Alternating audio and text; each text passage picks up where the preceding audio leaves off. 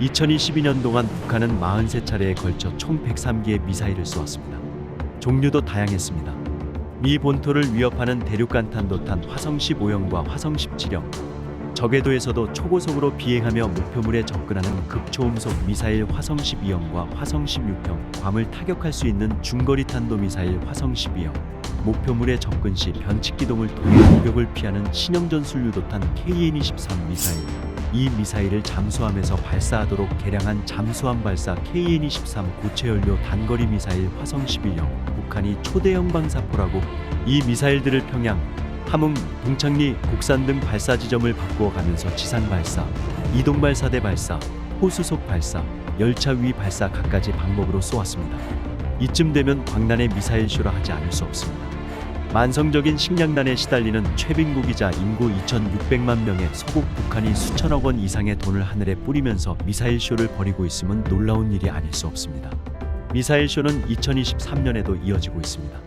4월 1일까지 북한은 10차례에 걸쳐 총 21발을 발사했는데 단거리 탄도미사일, 화성 15형 및 화성 17형 대륙간 탄도탄, 초대형 방사포, 순항미사일, 수중 해거래 등으로 종류도 다양합니다. 지상 발사, 이동 발사대 발사, 잠수함 발사, 골프장 발사, 사일로 발사 등 방법도 각양각색이었습니다.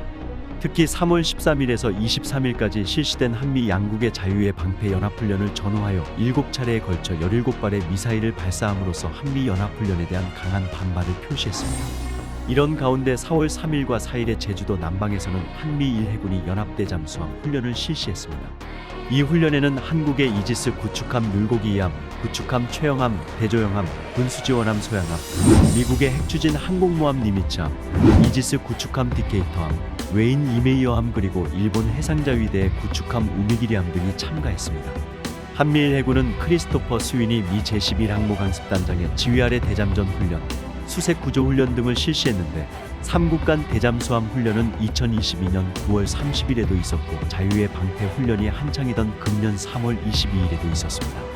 이렇듯 빈번해지고 있는 한미일 3국의 연합해상훈련에 대해 북한 매체들은 우리 공화국을 겨냥한 괴뢰역적 패당들과 섬나라 오랑캐들의 매국 배족적 군사적 준동이라며 연일 비난을 쏟아냈고 특히 일본과 야합하여 북침 연습을 하는 것에 격분하지 않을 수 없다고 주장했습니다.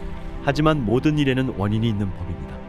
한미일은 2008년부터 합동 수색구조 훈련을 해오다가 2016년에 중단했지만 최근 들어 수색구조에 더하여 미사일 방어와 대잠수함전이 더해진 강도 높은 훈련을 자주 실시하고 있습니다.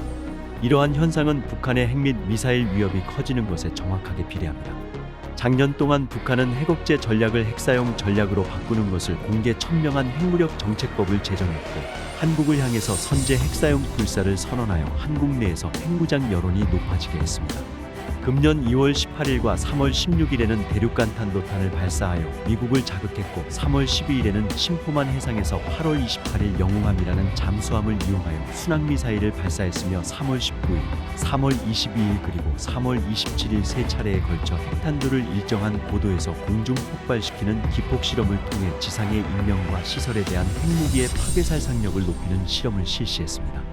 3월 21일에서 23일에는 수중 폭발로 거대한 해일을 일으켜 적 함대를 수장시킨다는 핵어뢰 실험을 했고 3월 29일에는 직경 50cm 전술핵탄 2대를 직접 보여주면서 소형화와 표준화가 완성되었다고 큰 소리를 쳤습니다.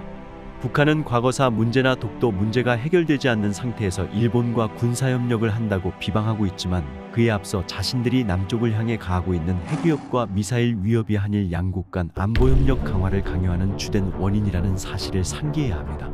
북한의 핵위협이 갈수록 노골화 구체화되는 상황에서 한미일 3국이 핵미사일을 막아내는 훈련과 핵어뢰를 사전에 탐지하여 제거하는 훈련을 하지 않는다면 그것이 오히려 이상한 일일 것입니다.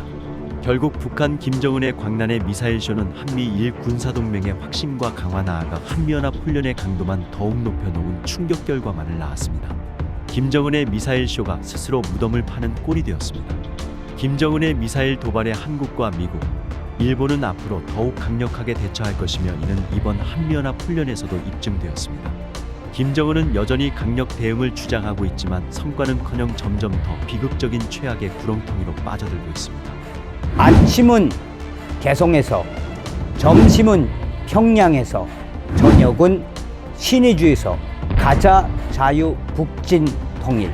다음 시간에 뵙겠습니다. 가열차게 멸공. 지금까지 정성산 TV에서 전해드렸습니다. 정성산 TV 좋아요, 구독, 알림은 큰 힘이 되겠습니다.